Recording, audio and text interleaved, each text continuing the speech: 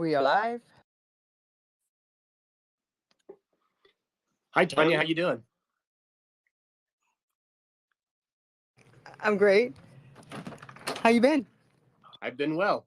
Hi, This Tonya. is my second Twitter space. I was just telling Brent I did my first one with you. Well, I'm hoping to get more longevity and transhumanists to start doing Twitter spaces. So maybe we can do more Twitter spaces together down the road. I think it's just really key. It's a great way to connect and have conversation. Yeah, sounds great. Hi, Brent. How are you? I'm pretty tired. This is my fourth Twitter spaces today, and this is it. This is my last one, but I'm good. Yes. Well, I'm excited to dive into this topic after supporting Tanya and going to Perpetual Life. That's in return for Tanya for co-hosting my Twitter space, and I had the opportunity to meet Lincoln at Perpetual Life and was so fascinated about the topic. So now I want to learn more. So that's why I'm doing this space. I've been looking forward to it, Brent. I appreciate the invitation. So can you tell our listeners a little bit about yourself? Yeah, happy to. So my full name is Lincoln Cannon, and I am a technologist and philosopher. I have worked in the software industry for many decades, and most recently, I've been working as an entrepreneur. The main business that I run is called Thrivus, and we do a lot of analytics on the science of dietary supplements for cognitive enhancement and healthy aging. And based on those analytics, we develop formulas for our customers. So it takes advantage of a lot of the background that I have in information technology to run the business. It's a purely e-commerce business. And then also on the philosophy side, I have spent many years working with religious transhumanists to promote religious approaches to transhumanism. Notably, I'm a founder of the Mormon Transhumanist Association and the Christian Transhumanist Association. And I have served on the board of directors for both of those organizations. And I was the president of the Mormon Transhumanist Association for its first 10 years. So I came across the topic of longevity by attending multiple Zoom sessions of Perpetual Life, and now I go to Perpetual Life every time.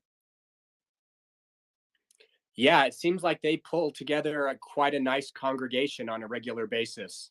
I know that historically they met in person there in Florida, and it seems like they've been doing quite a bit online as well, particularly since the pandemic.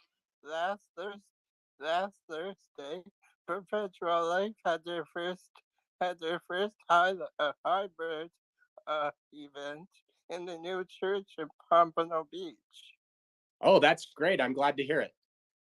Yeah, it was great, Lincoln, and hopefully we can plan something that maybe you want to take a trip down here because it's really a nice area. So, Bill was the speaker, and Bill was phenomenal. Oh, I bet. Yeah, I've heard him speak before. He is a good speaker. That's when it took Tanya 2 hours to get ready to go to church. Yeah, there was no filter. It was like I'd actually show up. I couldn't send a robot like Ray Kurzweil did when he went to Rat Fest one year. He didn't bother showing up. He just he sent one of those tablet robot. So that's gonna be my ultimate goal there. So that's why I can be anywhere. I can just send my robot out there. The Tonya bot is coming. Yes, I can't wait. I need it. I need like at least 5 or 6 of them. So, Lincoln, so let's talk a little bit about what our subject matter is, because cognitive health is so important now, and I'm so thrilled that a lot of people are thinking more about it, talking more about it, because cognitive health is extremely important, no matter how old you are. What are your thoughts on that? And also, having cognitive health should help, is a longevity enhancement, but do you feel today's society is ready for that? With all this technology, there's all this information. We're all walking around with a beautiful machine, right, on our phone, and I hear a lot of people talking about cognitive health. But did you foresee this? I mean, like foresee like as far as how we are now, in 2022, and do you feel that more people are going to adopt this thought of longevity, with having cognitive health is one of them? Yeah, I agree with you. Cognitive health is very important, and as a component of that, cognitive longevity is important. We as we get older, we might observe our parents or our grandparents start to have very predictable cognitive challenges. Their memory starts to weaken. Their processing speed of their brain slows down. Maybe their attention isn't as good as it was. These are pretty predictable problems that we run into as we get older, and some of us listening might be experiencing those things ourselves. Others might have family and friends that are experiencing those things, and we know from either experience or observation that that's not a lot of fun, and in fact, it can be really horrific in some cases. I have my stepfather who recently died of Parkinson's, and I have my grandmother who currently has severe dementia. And both of those were really tragic. They start to forget the people that they love most and that love them most, and they start to have all kinds of social and self-care challenges. And man, it's just such a difficult thing for everyone involved. And then even for younger people, we live in a world today where cognition and our ability to think clearly and well, not to be distracted, to be able to focus, to be able to solve problems, to be able to remember information. Those skills and abilities are more in demand now than ever before. There are more jobs now than ever before that require those things, and that we get rewarded for doing those things well.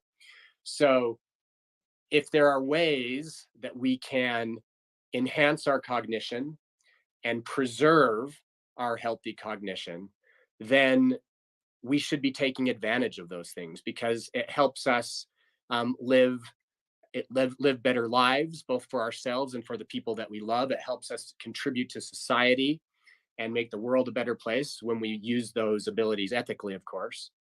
And so we should be looking at what we can do in all of those areas. And there are many things that we've been able to do, both historically, presently, and in the future, to improve our abilities to think and to preserve our abilities to think well. Some of those things are really just basic lifestyle choices. So, for example, some people don't pay enough attention to how well they sleep. And that has a massive impact both on our cognition today and in the near term, as well as our cognitive aging. If we don't sleep well, we harm the function of our brain, not to mention other processes in our body. And so if we want to think better, and if we want to preserve our ability to think well, then we should sleep better. It's something that we can all give some attention to doing. And now, of course, some of us run into real challenges in that area, that do require assistance from doctors and such. But most of us, when we're not sleeping well, it's because we're probably not making as much of an effort to do so as we ought to. We aren't going to bed at a regular time. We're not getting up at a regular time. We're not making enough time for sleep. And maybe we're not sleeping in an environment that's dark enough. Maybe we're eating food too late at night. There's all kinds of just basic things that we can pay attention to improve our sleep and thereby improve our cognition. Another great way to improve cognition is exercise. And that's another area where, you know, this doesn't cost, it doesn't have to cost any money. It just takes some time and effort. We need to walk more, or we need to like maybe go to the gym. That does cost some money, but might be more convenient in urban areas. But you know, there's some way that you can exercise, and if you exercise more, you will improve your cognition. Of course, you'll improve other aspects of your health too, but cognition is one of the things that is improved by exercise. Another great thing that you can do that doesn't cost anything that helps enhance cognition is meditation and prayer, expressions of gratitude. All of these things are kind of mental exercises of one sort or another, and all of them have good science behind them for improving our cognitive well-being. So there you go. There's 3 suggestions just right off the bat, none of which that costs any money, that can improve your cognition now, help you preserve your cognitive health for the long run. And then of course, beyond those things, we can start talking about interventions that you can make using the technologies that are available today, such as dietary supplements that we'll be talking about more. And then we look forward, of course, many transhumanists do, to a future when we can take advantage of more powerful interventions to enhance our cognition. And you know, maybe we'll have a little bit of time to speculate about what those might be, but of course they're not available today. So it's today, at least, more useful to focus on practical things, affordable things, generally available things that we can all do to enhance our cognition now. Because we all want to live a healthy and long life, so that we can experience a bunch of things. Yeah, that's right. I mean, that's like, that gets to the heart, right, of why we care about healthy cognition and preserving healthy cognition, because we love life. You know, at least hopefully we do. And if we don't, let's work on finding a way to get ourselves into a better position so that we can love life. And we love people. We love relationships. There are people around us that we care about. And we can appreciate and develop those relationships better when our brains work better. Hi, I gave my co-host on my other show, Social Chats Healthy Lifestyle, Lynn. Hey, Lynn, how are you? This is Lynn's subject matter too. We were just talking about this. Hello, how are you? Nice to meet you, Lincoln. I saw Brent in this space earlier too. Yeah, I thought I just got busy doing a bit of cleaning, and I thought, oh, Tanya said she's got another space. I need to listen to it. It's amazing. Thank you, Lincoln. Love what you're saying. Absolutely, totally agree. And I just love these subjects. They just make me just go, yes, yes, yes. Thank you. Preach it, brother. Cool. It's a pleasure to meet you too, Lynn. So yeah, and cognitive health is one of the things. I think, you know, when I got into menopause, I was like, I'm going to quit drinking because I want to make sure my cognitive health, because I feel like I had Orrin, who was I think he was the director for ISCA, with International Strategic Cancer Alliance. And he was just telling me that women after 40, we have to focus on, if we're going to drink, you know, try to drink less and try to stop, because there's certain things that can trigger breast cancer. And he had me thinking, I'm like, oh my gosh, you know, but he also, and also your cognitive, you know, he says changes, especially for women. So I quit drinking because of that. And because I really want to remember what I'm doing, but also besides that, that my cognitive health is so much more important. And when you start like not drink, you know, smoke, you eat, not, you know, good food, you have this clean brain effect. That in itself is a much like an incredible feeling than it is to like pollute myself and have like brain fog. So I love hearing people talk about cognitive health, but I love it more when they talk about longevity, enhancement. And what are your thoughts about NAD? I mean, we have it on the title. I mean, I'm actually going to get an infusion next week. It's been a very, I haven't had one since 4 or 5 months. I only do one, but I feel like that helps me a lot with my cognitive health. And also some of the supplements I take like ashwagandha at night before I go to bed. That helps a lot too, it seems. And I take a lot of prednisone. What are your thoughts about that, taking certain things? I know I like, you know, it's also based on your age too. You know, I always tell people, like, what I do is I try to get myself tested just to make sure all my levels are good. But also, where am I in my age? What am I going through is the key that I always ask myself. And I tell people to ask yourself too before, and if you do anything changes, if you're going to go do anything, talk to your doctor first. Yeah. Yeah. You mentioned a few specific things there that I'm happy to comment on. One of them that you mentioned right at the beginning was alcohol. And you mentioned that you're trying to decrease your consumption of that. And I applaud you for that. I know this one's particularly tough because alcohol worldwide is so integrated with so many cultures. And I want to be sensitive to that. But at the same time, there is mounting evidence that alcohol consumption really does a negative number on your body. It promotes a lot of different kinds of cancer, and it is going to do a number on your cognition as well. So I give you a high five remotely for your decision to decrease your alcohol consumption. And if others can do that, I encourage that as well. I think that's a very wise choice. You also 6 years now, actually. It's been like it's 6. I didn't stop drinking at 40. I stopped drinking I'll be 55 this year, so it's been almost 7 years for me. And it wasn't something I did right away. It was just 7 years actually that I like almost 7 years. Like I actually quit 100%. But it's not something you stop. Alcohol is like part of the culture. I mean, I do networking event. People drink. I go out with my girlfriends. We drink. Like things, everything you do in life, there's an alcohol component of it. And it wasn't as easy as it seemed. It was one of the hardest things to do is actually say, I no longer touch alcohol. Yeah, I hear you. That cultural aspect to it can be very difficult. I guess I was fortunate in that regard because I was raised in a Mormon family and continue to be a Mormon today, and we don't drink alcohol as a kind of a tenet of our faith. So that hasn't been a challenge for me personally, but I do have extended family members, quite a few actually, who, for example, live in France, where drinking wine is a very big part of the culture, and that can be a big challenge. So, like I said, I want to be sensitive to that. I understand that that's an important part of some people's lives. At the same token, if you can decrease the consumption of it, it will pay off for your health and for your cognitive well-being, most likely. You also mentioned NAD, and that's actually a fascinating and very popular topic right now. The science on NAD is accumulating still, and it looks very promising. I guess I would comment in two directions on that. Number one, I'm optimistic that the promising science that's accumulating on NAD will end up demonstrating over time that it's probably a good investment for people who are concerned about healthy longevity.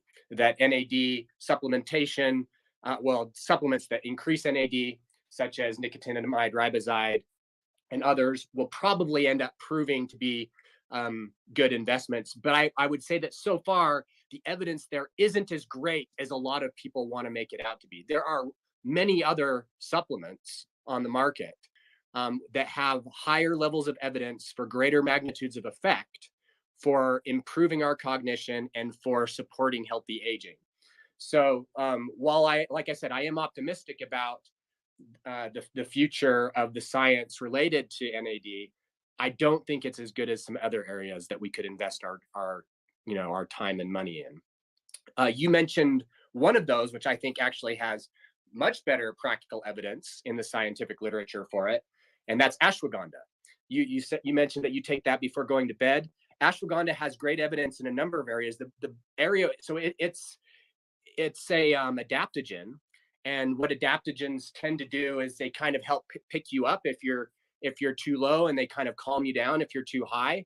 They're good for relieving stress, for calming, and in the case of ashwagandha, there are some clinical studies that have shown that it even helps improve quality of sleep after you take it, which is probably why you like to take it before you go to bed. Ashwagandha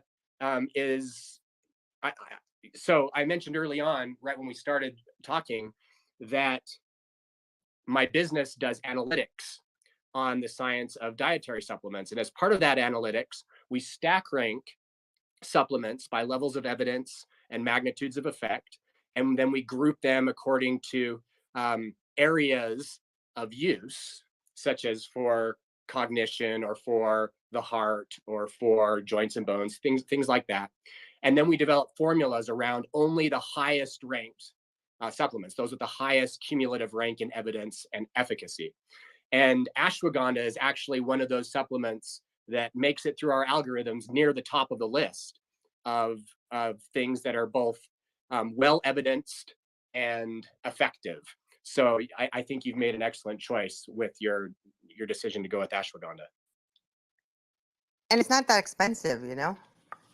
It's very inexpensive supplement, I feel, and Yeah. so, and you get your bang for your bucks. I feel. I feel like I'm waking up not feeling groggy. I'm feeling full of energy and sleeping 6 hours without any interruption. Sometimes 7 for me. You know, I used to take a lot of melatonin was my thing, and I guess I just cycle on and off. But I feel like ashwagandha so far has been a wonder for me, and I've given it to a lot of my friends to try out just to let them.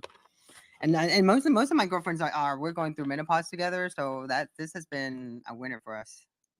Very cool. Yeah, melatonin also is another supplement that has high levels of evidence and high magnitudes of effect associated with that evidence.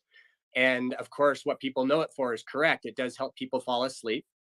Another really great thing about melatonin is that, and most people don't even know this. Most people, when they think of melatonin, they think of something that's secreted by the pineal gland in the brain. But actually, there's like 100 times more melatonin produced in your GI, in your gastrointestinal tract, than is produced by your brain. And when you supplement melatonin, there's actually a lot of benefits to your GI tract, not just the benefit of helping you fall asleep better. And those benefits even go to the point of melatonin being one of the best, most probable beneficial longevity supplements. Melatonin might be able to help us age better than almost any other supplement that I could think of offhand based on the science that points in that direction. I better start taking my sublingual melatonin. Yeah, if you want to, and this actually brings up an interesting kind of tangent, maybe, but very important tangent, and that is, how do you tell if a supplement is worth taking from a scientific perspective? You can hear somebody like me yapping at you on Twitter, and you can go, oh, well, he's sharing his opinion. How do you verify that my opinion is worth listening to in some sort of objective way? And what I'd recommend to you to do that is a couple of things. Number one, become familiar with the public libraries of clinical studies. The biggest one, the easiest one to use that I'm familiar with is PubMed, which is maintained by the United States government. It's just a free website. You can go and you can search it for all kinds of things. And when you do a search for, say, melatonin at PubMed, you'll see these long search result lists of all of the clinical studies that have been done on the substance that you're searching for. And I encourage you to actually do that for melatonin. Like, do that right now. Go to PubMed, PubMed. A Google search for that should bring it up as the first search result. And do a search at PubMed for melatonin and aging. So those two words, melatonin, aging. And look at some of the clinical studies that come up in the search results. I think you'll find that that's interesting. Another recommendation that I have for you is that when you're looking at these search results, take into consideration the kind of search results that you're getting. So for example, some of these search results will be for tests that have been done in test tubes or in lab animals, and that's not a bad thing, but that's really only the beginning of science, of the beginning of trying to come up with ways to safely use say supplements, which is what we're talking about now, in bodies before we start using them in humans. So if you see a bunch of test results, clinical study results that are just for test tubes and lab animals, kind of take a step back and go, okay, well, the evidence for that is maybe interesting or promising, but until it's been done in humans, it's not necessarily applicable to us. Now, it suggests a direction to go. I don't want to downplay the importance of testing in test tubes in lab animals, but it's not the scientific project there has a lot of room for improvement if it's only gone that far. Then when you look at tests that have been run in humans, which by the way, you can filter PubMed search results for clinical studies on humans in particular, and you can see search results for that. When you look at test results for studies on humans, there's also another thing you can look at. What kind of human study was it? Was it just an observational study with a few people? If so, that's a pretty weak set of evidence. The best evidence from human studies will be done in placebo control. And placebo control will, what that basically means is that somebody took the active supplement and somebody took something that appeared very similar to that supplement, but wasn't it wasn't bioactive at all. It was just, some kind of powder that probably doesn't do anything at all, hopefully, if the placebo is chosen well. And so 2 different groups of people or the same person at different times will use the placebo and the active, and they'll get different results and they'll compare the results. So the best studies will be placebo controlled so that they can demonstrate that something has happened in this group comparable to somebody who didn't take it, who took something that looks maybe similar. And then also what you want to look for is large numbers of people. So if it's just 1 or 2 people, or if it's just 5 or 6 people and it's placebo controlled, okay, that's something. But if you can get hundreds or even thousands of people that have participated in the study, in a placebo controlled study, that's when you're starting to get at some really good science. Now, there can still be methodological challenges with different studies that you might want to look at. But overall, just, if you're just going in and trying to decide, hey, does this supplement have real science behind it? Go to PubMed, look for human studies, see if they're placebo controlled, and see if they're done on a significant number of people. And if there's 2 or more studies that meet those criteria for a particular supplement, then you're onto some good science probably. And then you might at that point look at, okay, well, the level of evidence is good. Was it effective? And that's kind of the second question that you ask when you have some good evidence to base your analysis on. Then you can go and say, okay, was it effective? Do these placebo-controlled studies show that the supplemented group actually benefited in some significant way from this supplement? So just some guidelines there for you about how you might go about deciding whether anything that I say today is worth listening to. Lynn, did you have a question? Yeah, I was just going to say that I use magnesium is what I get from the local chemist. He makes up some magnesium. That's what I use in the morning and the night as well, because I think that helps me. I've been doing that for quite some time now, Lincoln, and also sulfamide. I take some sulfamide, and then also the studies also show that with sun, like if we can get the early morning sun, that can actually help us with the serotonin, melatonin that we need to sleep. Like, what's your thoughts on that and magnesium?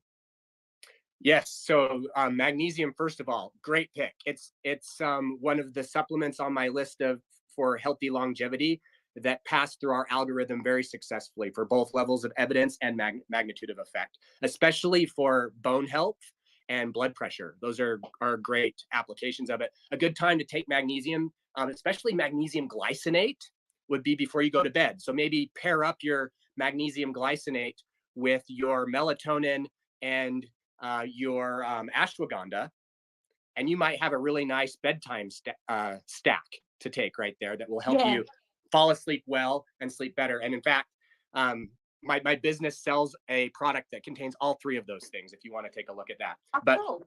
There are others as well. I'd like to look at that because I haven't heard of the other one, the Ashwagandha. Yeah, I haven't really heard of that one because I'm pretty much don't take a lot of. I've always been alternate. Like I've always used, like I also use lavender oil. I use essential oils.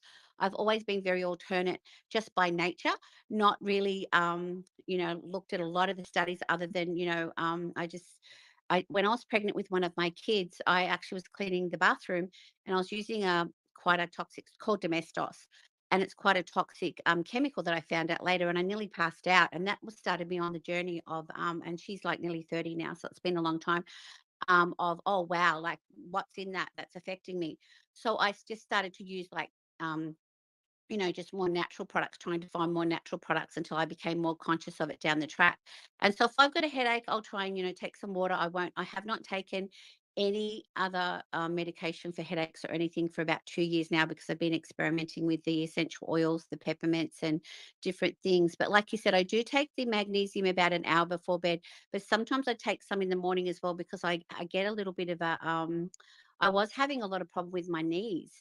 And since I've been doing the magnesium the last few years, it's been amazing. Like I've hardly had any arthritic type things happening in my knees. And so I tend to try and look for supplements, but I want good quality supplements. I want things that are really going to make a difference, because I think there are a lot out there that we don't understand. So I really appreciate what you're saying today and helping us to unpack, and also I think sometimes it is about trying different things, because we are bio individuals. And, like, obviously Tonya's been saying that she likes the ashra. I'm going to say it properly, but anyway, so, and we actually do a lot of little health talk. So I'd be more than happy to, especially when people, because I'm in my 60s, I've actually gone through menopause, don't really get all those hot flushes and things anymore. It's sort of gone beyond that. But I do take an essential oil called progesterone. It's just an essential oil that I rub on my skin and stuff. So I find that that's quite handy as well. So yeah. I've got a lot of comments for you. You just said a lot of great things. Thank you for those. One that you mentioned was lavender. Lavender doesn't hit my top tier for evidence and efficacy, but it does hit a second tier level. And lavender, if you combine it with lemon balm in particular, they might have some complementary effects. So you might try pairing lavender with lemon balm. But even better evidence for greater magnitude of effect would be the magnesium you're already taking, the ashwagandha that Tonya mentioned. Melatonin pairs well with them. And another one to consider for sleep is L-theanine, which has actually, L-theanine is a really great nootropic generally, but it's a very flexible nootropic. You can pair it with these sleep enhancers, and it works really well for a good night's sleep. You can also pair L-theanine with, say, caffeine before a workout, and you'll have one of the best workouts in your life. Caffeine alone gives a lot of people jitters and kind of just decreases focus. But if you pair it with L-theanine, it takes off that edge, but you still get the energy from the caffeine. So L-theanine is a great nootropic to add to just about any stack. You mentioned. Oh, sorry. Where could I find these names? Because I'm finding them hard to spell. Will you put something up the top that I can find? Yeah, I'm not sure how to do that. This is only the second time I've used Twitter Spaces, but maybe Brent or Tonya can help me afterwards, and I'm happy to post some names so that you don't have to figure out how they're spelled. I'll tweet out some. I'll tweet out L-theanine. Sorry. Cool. Thank you. Thank you, Tonya. I know one of Tanya's regimens is oregano oil, and I've started to use it in my tea. I'm not familiar with the science of oregano, so I can't comment on that. But there's also something to say for what makes you feel good and peaceful. And I would imagine, based on how you just described it, that you probably get that feeling from taking it. But I can't comment on the science of oregano tea. Peppermint, Lynn, you also brought up peppermint. Peppermint actually is great for relieving stress, at least the feeling of stress on your GI tract, your gastrointestinal tract. So some people use peppermint for that. You mentioned progesterone. Yeah, man, there are a lot of women in their middle-aged years that get benefits from various hormone therapies. Progesterone, of course, is often included in hormone therapies. My own wife, Dorothy, she does hormone therapy with great benefits to her life, and I know many other women who do as well. So that's something, of course, with those kinds of things, I highly recommend that you don't do that on your own. Talk to your doctor about that, and they can help you get the right dosages, because it's also easy to mess that up if you're not. For sure. Could I just ask you one question? I know, sorry, Tonya and Brent. My daughter, she gets a lot of she's had quite a traumatic experience a little while ago, and she finds if she was actually smoking marijuana to help her to sleep, and she didn't want to do that anymore, so she stopped doing that. And now she's like finding that she's getting nightmares again. And I was like, I've also given her, like I said, like the magnesium and also the serotonin. Have you got any? Is there anything? I mean, it's probably more like she's seeing a therapist and everything. Is there anything that you could suggest that in some sort of supplement that could help her brain be a little bit more, like settle down of a nighttime? Because that's when she just finds it really, like, she gets these crazy dreams and just gets really scared. Yeah. So two things would come to mind right offhand. Number one, try the sleep supplements we've just mentioned. Ashwagandha and L-theanine both have calming effects, and ashwagandha has some evidence that suggests it also improves the quality of sleep. Melatonin will help you fall asleep faster, and then the magnesium also will decrease your blood pressure. So that combination is a pretty effective combination as a sleep stack. Then one thing to look out for as far as things not to supplement before sleep, if you're having disturbing dreams, make sure you're not supplementing vitamin B6 before you go to sleep. Vitamin B6, there's some science that suggests that it can actually increase the lucidity of dreams. So if you want more lucid dreams, take B6 before you go to bed. If you don't want more lucid dreams, avoid it. So there's some advice of some things that she could look at. And then, of course, a sleep study might be helpful in extreme situations. Another thing that you mentioned, Linda, I think is super, super important. I wish I could say super 100 times right now because it's that important. You talked about the quality, the challenge of identifying quality supplements. And this is every bit as important as knowing the evidence behind supplements. So I already gave some pointers on how to determine whether there's some evidence behind supplements. Make use of PubMed, make that your friend. That's a good way to check out the science on supplements. But quality is a different matter. So quality, you can't go to PubMed and know the quality of the supplement that you just bought on Amazon.com. And that's a big problem because just because the science says that, say, ashwagandha can be an effective way to calm down and sleep better, that doesn't mean that the supplement that you bought at Amazon actually even has any ashwagandha in it, even though they have it on the label. And that should spook all of us, because there unfortunately are quite a few bad actors in the dietary supplement space. And there's a few reasons for that. Some of them are intentional and some of them are unintentional. There are a lot of suppliers all over the world for components of dietary supplements. My own business buys supplies from the United States, from Europe, from Asia, all over the place. And unfortunately, some of those suppliers lie to us. And how do we know that, you might say? How do we know that they're lying to us? Well, we know that some of our suppliers in the past have lied to us because every time we receive a shipment of supplies for our manufacturing our dietary supplements, we send them through a series of rigorous tests. We test them for the identity of the supplement. We test the potency of the material, and we test the safety of the material in multiple ways. We test for heavy metals and multiple kinds of microbes that are bad for people. Unfortunately, there are vendors of dietary supplements that don't do that testing. They just trust that their suppliers have done that testing. They manufacture products out of the materials they receive from their suppliers, and they put them on the market. And so you can see right there that two things can happen. Number one, the suppliers could just be lying to them. And I guarantee that some do, because I've fired many suppliers over the years that I've run my business. There are a lot of dishonest, lying suppliers out there. So first of all, they might lie. And then secondarily, if people are trying to be cheap, they don't test to verify what the suppliers claim. And then they just put this crappy product on the market and people take it.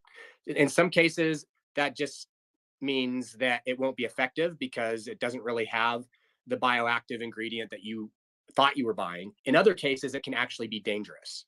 And the FDA does try, in the United States, does try to remove those sorts of supplements from the market as they're discovered. But unfortunately, that's like playing whack-a-mole. So what can you do as a consumer? Here's what you can do. And here's what I would encourage all of you to do. Before you start buying supplements from a particular vendor, ask them for a certificate of analysis on the product that you plan to be consuming repeatedly. And if they won't give you one, don't trust them. If they do give you a certificate of analysis, check who it's coming from. Does that certificate of analysis come from their supplier, or does it come from a third-party test lab? If it only comes from their supplier, don't trust them. If it comes from a third-party test lab that has verified the claims of the supplier and that tests for identity of the material, potency of the material, and safety of the material, then you can start to trust them. Then you know that you're buying from a vendor who's doing what they're supposed to be doing to make sure that they're providing you what they claim to provide and doing so safely. You'll be shocked if you look at this on the market, how few vendors make that easy to identify whether they have done the work of the testing that they should be doing.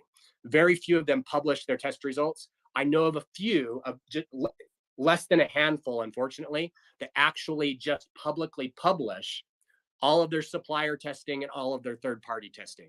My business is one of those. I can name just 2 or 3 others offhand. It's pretty rare, but that's what we as consumers should be demanding, is transparent verification of the quality of the supplements that we're buying. Otherwise, we should not expect that what we're buying actually does what the science says it should do.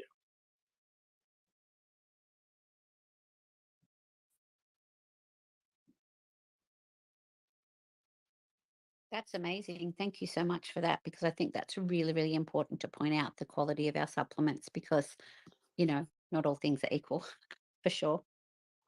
Yeah, they're really not. I learned so much between you and when I go to Perpetual Life, that it's just so amazing for me to now start a healthy living journey. I'm glad to hear it, Brent. Yeah. These tips can make all the difference in the world. You know, on reflection, of course, we recognize that these supplements that we might pay for and consume we shouldn't be surprised if they don't work, if we're not actually consuming what the science says works.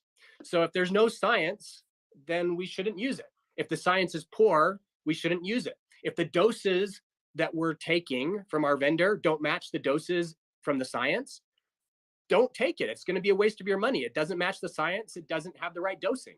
If the quality is off, if they're not testing it to ensure that that the material has the right identity, the right potency, and that it's safe from harmful microbes and metals, don't take it. Because you know, all of those things increase risks, health risks, and all of them suggest that there's no, you know, if you don't pass all of these criteria, don't be surprised if it doesn't work for you or if it hurts you. Exactly. And also, I think, Lincoln, what you said at the beginning, because I did come in a bit late, I was listening to you talking about exercise, diet, the actual importance of actually the holistic type of view. It's, you know, you just can't take a supplement and think that's going to solve any of your health problems. I think you've got to have this holistic view and this of your health and well-being, and take your own health into your own hands and take responsibility for your health, and learn who you are and go on a journey of self-discovery and find out who is Lynn Mitchell, what makes Lynn Mitchell tick. You know, I'm a bio individual and I need to find out what's best for my body. Oh yeah, that's so totally true, Lynn. It's part of a holistic thing. If you're not exercising and sleeping, and if you're not taking care of, like, through meditation or prayer, or, you know, other exercises in mental well-being, then you're not setting yourself up to be in an effective place for the supplements to be helpful. You're actually countering the likelihood that they'll be useful. And you mentioned also a little bit earlier, probably another important thing related to that is that we're all different. We're all unique. You know, statistically, the reason science works is that we do have a statistically significant amount in common. Fortunately, that's why science works, because it's all probabilities when we're doing general science. They haven't run the study on your anatomy, right? They've run the study on tens or hundreds of other humans. And the assumption is that the probabilities will kick in, and that if it was safe and effective for tens or hundreds of other humans, or thousands of other humans, ideally, then it's more likely to be safe and effective for you too. But it's still probabilities. Science is never finished. And so keeping that in mind, that you are unique to some significant extent, and your health is going to be unique, and the results from supplementation is going to be unique to some extent, that's important to keep in mind. And so, talk to a doctor, have regular visits with medical professionals, get personalized advice based on your current situation and your current health. Nothing I'm saying today in this Twitter space should be construed as medical advice. Please, don't take it as medical advice. That would be insane for any of us. This is just generalized observations based on the probabilities of science, that result from scientific studies that my business does a lot of analysis on. That doesn't mean anything necessary for you individually. It's probabilities. So take it for what it's worth. There's potentially a lot of good advice, but go make it personal with your doctor and your own research. Yeah, I think also, Lincoln, it's about, I'd like to find some functional medicine doctors who will look a little bit into past history as well, because I'm a health coach, so that's what we do.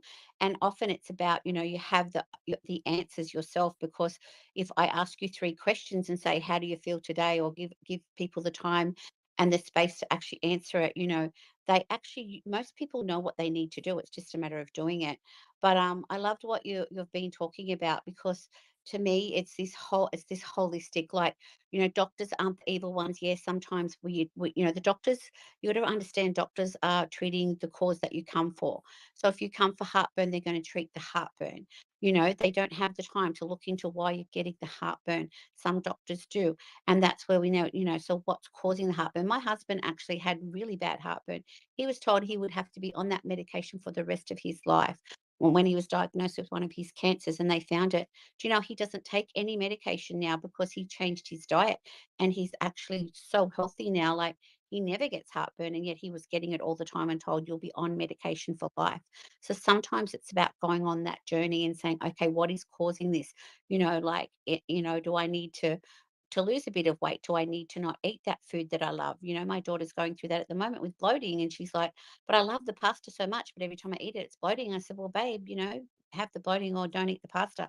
You've got to make a decision. You've got to actually track it back and work out, what's affecting your body. And like you said, Lincoln, we are all made, like, our mechanisms, our brains, our gut, the way all our kidneys work, and the way, that's scientific. Like, there's basic information, but how your body works as an individual is maybe a little different to mine. I may be able to tolerate some foods that you aren't able to tolerate. There's only 5% of disease that comes down through our genes. The rest of it's environmental, or what we eat, or what we don't eat, or what we don't do.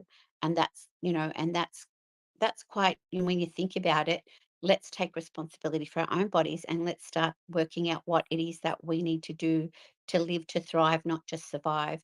And because our health is wealth, because if we don't have our health, what have we got? I love it, Lynn. Totally agree. Doctors should be our friends, but of course, doctors, they need to get to know us. And if you have a doctor that doesn't want to get to know you and your background, then you need to switch doctors, because there's plenty of great doctors out there that do want to get to know you and your background, and will listen to your goals. Like, goals are important too. So for example, this might sound strange to some listeners, but to some of you, it will sound probably very practical. I actually selected my personal doctor based on discussions with him about our goals for the distant future, what kind of people we wanted to become individually and as a community. And basically, I ended up choosing a doctor who's a transhumanist like me. And we have this value compatibility where we want to live healthily as long as we can. And I know he wants that. I know that he understands that I want that. And so he can help then coach me to make better decisions that align with my personal goals. And another interesting thing along the lines of doctors, to keep in mind, is that doctors are experts in various areas. You know, some of them have studied in one area, some in another, some are generalists. Very few doctors actually are experts in dietary supplements. So you may need to bring some science with you to your doctor in some cases to help them start to dig in about why you're interested in using a supplement that you're talking about with your doctor. This is actually something that has come up on a somewhat regular basis with my business. We have a scientific advisory board at Thrivus, and it consists of medical and bio and neuro scientists, all PhDs. So these are very highly educated people. But because of the analysis that we do at Thrivus on dietary supplements, these very well-educated doctors regularly comment to me that they keep learning new things about dietary supplements. And that's going to be the case with all of our doctors. There's a lot out there that none of us know. There's a lot out there that we're still trying to figure out. And so keeping an eye on the science and working with people, gaining information from people who are keeping an eye on the science are beneficial things to do. And then taking that science and that analysis with you to go talk to your personal doctor can also be a good thing to do. Yep, exactly. Thank you so much for having me here. I've got to actually go to the chiropractor now, but the other point I wanted to make is that doctors actually only get about 18 hours, 12 to 18 hours nutrition training in their whole doctorate. So that's something to bear in mind as well. Yeah, good point. Nutritionists will have a lot more information about nutrition in general than, you know, say a general practitioner's doctor will. You might even want to include both a nutritionist and your personal physician in some of your decision making. Hi, Lincoln. Hi, is this Carlos speaking? Yes, Carlos here. First of all, I want to say hello to Manuel. Congratulate him for his space. Also, I want to say hello to Tonya. We are going to taking a rest after doing 15 Sundays together, doing the NFTs for a course program every Sunday. And we are going to take a rest, and because I'm having surgery, I have an hernia, an inguinal hernia, and I will have to undergo that surgery next week on Thursday, I hope. But I wanted to participate, and I am putting a 3-minute clock, and so Tonya and Brent already know this mechanic of myself. I do time myself 3 minutes, okay? It already started. I won't speak more than 3 minutes, and you will listen to the alarm going off. What I want to share, and I thought is something very, very important you said, is regarding the fact that, okay, they may be done studies on 100,000 people, but they are different human beings than you. I mean, what you said about that every one of and each of us are different, just like, you know, just like the fingerprints and stuff. That's so important. I was so lucky to meet Mr. Alvin Toffler. I don't know if you know that Canadian. He was a futurist. He wrote a wonderful bestseller in the 70s called The Future Shock and also The Third Wave. And I met him here in Caracas in Venezuela. And he told me something, such an important thing. He said, listen, all the difference is this. The all uniform industrial culture said in a gym class, you had 40 people, 40 students. And the gym teacher came and said, okay, everybody is going to say, everybody are going to do 40 push-ups. Hey, that's totally unfair. There are different types of bodies. There is a fat guy, there is a skinny guy, there is a more athletic guy.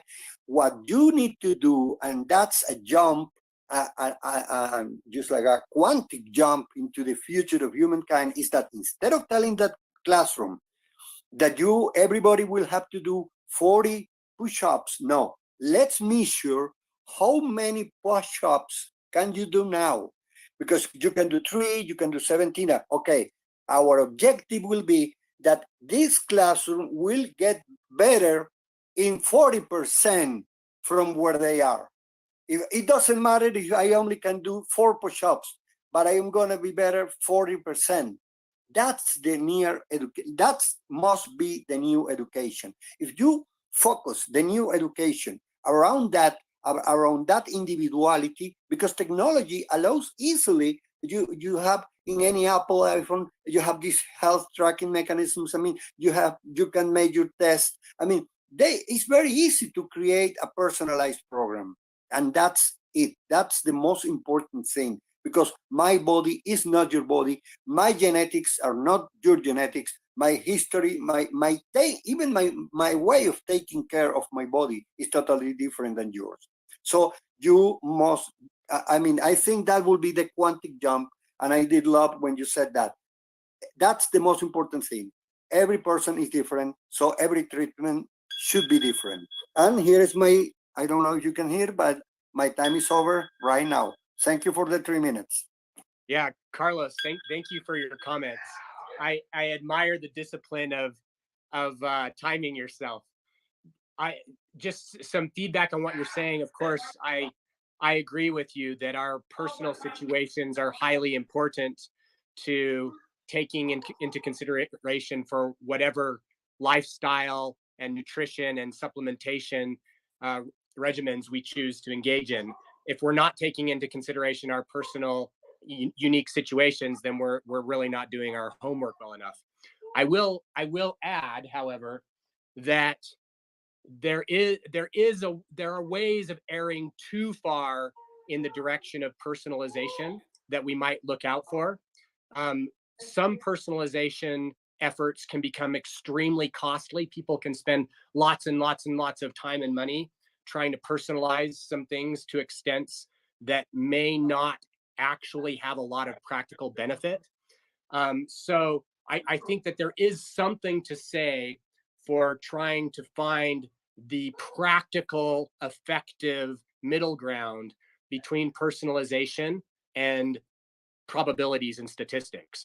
There's definitely a place for placebo-controlled studies that have statistically significant results for human bodies in general, while keeping in mind that that's a limitation, though, that we still need as much personalized information as we can get and apply while still being cost effective on our time and money. So, Shemsworth, I'm gonna let you have the mic, and then we're gonna go ahead and wrap up the space. Cool. So thank you for allowing me to speak. I used to be really chubby as a kid, so I guess that's the context for me. And I spent ages and ages trying to lose weight and make myself more healthy. And then at some point I thought, you know what, I'm probably overcomplicating everything. Let me just start from scratch. Let me break down my problems into the easiest way I can think, which is that I'm consuming too many calories, probably I'm eating all the wrong crap, and I just need to cut down. So I went to a dietitian or a nutritionist. I'm not too sure what's called in the US, but I got like a breakdown from them as to what they thought I should eat. And it was more or less what you would find on average bodybuilders forum, to recommended things you would eat based on your BMI and other things you can calculate quite easily. So I tried that for a bit. Didn't really work for me because I didn't enjoy the food. So I was like, okay, let me just substitute some things. And there was around that time, there was a company called Soylent that was just emerging on the internet. And funny enough, what I made for myself was very similar to what Soylent was at the time. It was just getting as much nutrients as you can, mixing them into a blender, blending it, adding some gelatin, and making a jelly out of it, and then eating that. And I did that because I wanted to try and minimize the calories I was intaking and maximizing like the nutritional value of what I was eating. And then Soylent, I don't know if you've heard of it in the US. I think it's popular there, but now it's like a drink. And I think from the original conception, it was supposed to be an edible food supplement. And I think more and more every day as they research into it, drinking your nutrition is just not the same as eating it. there's something that we gain from just simply chewing it and getting the satisfaction that we're biting something and it makes us feel more fulfilled. I don't know what that is, blending down nutrients as well. Just, it's not natural. It's not a natural way to eat food. But if we eat it as we were supposed to eat it, it's usually better for us. So the only thing I can really recommend is try and do things naturally. I think the more artificial your method, probably the worse it will be for you. But that's just been my experience. Yeah, thanks for sharing your experience. I have heard of Soylent, and I have some friends who like it and some who don't. As you say, I have had, I've observed some people who have gotten a lot of their nutrients through drinking, things like Soylent, and others who focus on eating. The comment on the natural process, there's some real complexities there to deal with. If we look back through human history and we define natural human eating behaviors based on what we observe throughout human history, then we can see that natural human eating behaviors have resulted in the health and the longevity that we observe historically. And so if we want to have the same results that others have had historically, then eating the same way that they did may be a good strategy. If, however, we want different results, and probably what we want is better, not just different results, then we do need to consider doing things differently than humans have done historically. And I think that's where science comes in an important way. Science can start to tell us with statistical significance, not with individual infallibility, but with statistical significance, that some things result in some positive benefits and other things result in some negatives, right? Some detriments. And if we take that science seriously, then we can make more informed decisions about how we might, if we choose, deviate from what has been traditional eating habits for thousands of years among humans. And so, that's really kind of, there's a value position here, a perspective on the future that we may or may not have, and that's okay either way with me. There's some people will be more comfortable maintaining traditional levels of health and lifespan, and I don't have anything against that. But I also personally, and have many friends who would agree with me on this, value the effort to extend our lifespans beyond what has been the traditional norm, and to make ourselves healthier than what has been the traditional norm. And so for those reasons, I do look for science to inform my decisions in an effort to try to consistently get incrementally better results than what we might be able to get just by looking at, traditional human nutrition. Yeah, sorry, maybe just a quick follow-up question for Lincoln. Have you looked into research on like the gut microbiome? Yes, the gut microbiome is a fascinating thing to look at research about. I've looked at it actually a lot, but that doesn't mean that I would claim to have lots of great answers for you. It's an extremely complicated subject, and I wouldn't consider myself an expert on it, but I'm reasonably well read on it. I do a lot of analysis in that area. The open questions in that field are just enormous. So, for example, there's a lot of justified noise right now about probiotics. Probiotics may be able to help us in lots of important ways, but the science there right now is pretty complicated to assess and to pinpoint what we could do with statistical reliability. So what a lot of people end up doing is kind of testing with various probiotics based on what science we do have. And we do have reasonable amounts of science behind different strains of probiotics. And then they see what the results are for them in various situations. One strategy So currently my business does not have a probiotic supplement, but a strategy that we're exploring for a future supplement, this might be interesting for you to look at personally, is that we're applying our algorithms. So we have algorithms that come up with the rankings of nootropics that I've talked with you about, the rankings of healthy aging supplements that I've talked to you about. We have these algorithms that help us stack rank them. And we're working on an algorithm that will help us do a similar thing for probiotic strains. And one of the factors in that is we're just trying to figure out, okay, which strains of probiotics have even been studied to a significant extent, because some have only been studied maybe once or twice, if at all, and others have been studied tons of times. And so can we identify reliably what the most studied probiotic strains are?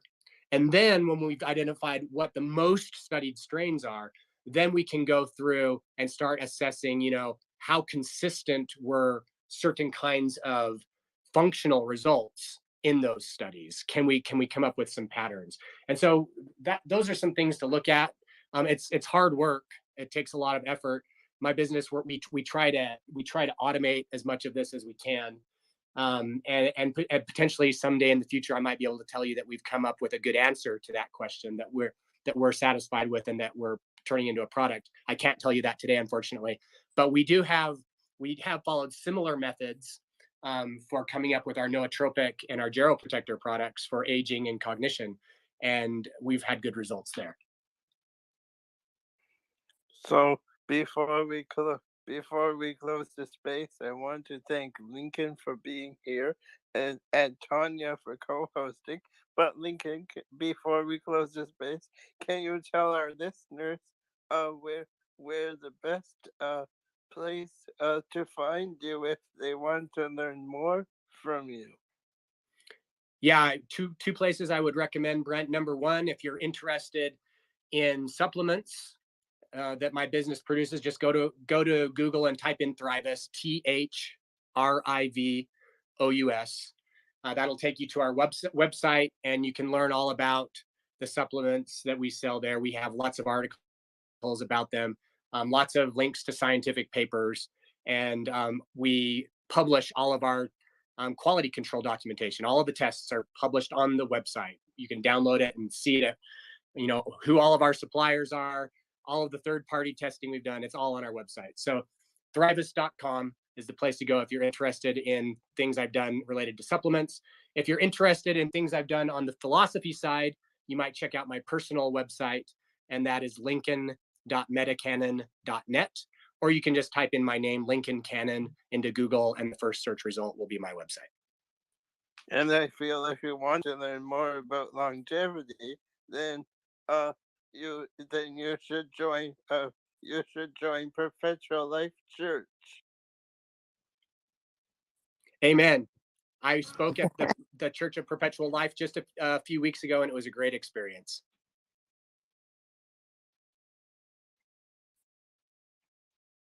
Thank you, Lincoln. Thank you, Brent. Thanks again, Lincoln. Brent, thank you so much for the invitation. And Tonya, thank you also. It's good to talk with you again. And thanks to everybody who's been listening and asking questions. Good experience for me too. Bye, everybody. Thank you, Tonya. Thank you.